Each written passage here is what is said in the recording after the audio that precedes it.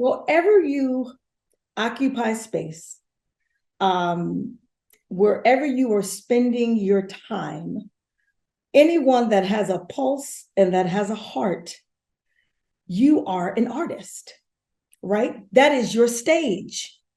And your job, no matter what medium that you're speaking into, that you are, the vessel for, um, it is your duty in that space to fully occupy every ounce of strength you have, to squeeze every bit of offering that you can, so that you can fully submit yourself to whatever that thing is, and fully, and it's not just doing it while asking permission to do it.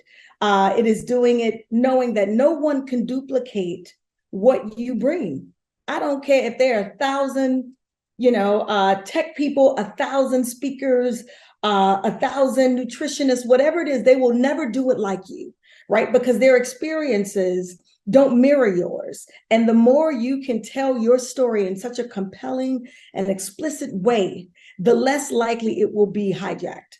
You talk about hijacking, that people should not be able to hijack your story. Break that down for me. Well, I just say, when I work with artists and I say, tell me something about you. If they give me general ideas, I feel like anyone else could actually step into everything that you name, right? So let's just use myself as an example. If I say, I started as a performance artist, a vocal artist. I'm from Chicago.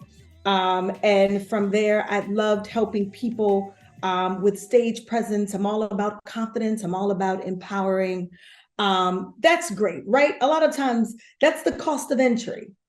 But what you don't hear is, in order for me to get to the stage, I had such a debilitating stage fright that I was sick before every performance, right? That I had to stand in front of the mirror over 10,000 times to declare what it was that I was put here to do, to declare what that assignment was, to sing that song that, some of the most, I think, sad challenges for me were, the rejection of not being in a video that I'd sang on the track. And so I'm always pushing artists, executives to tell the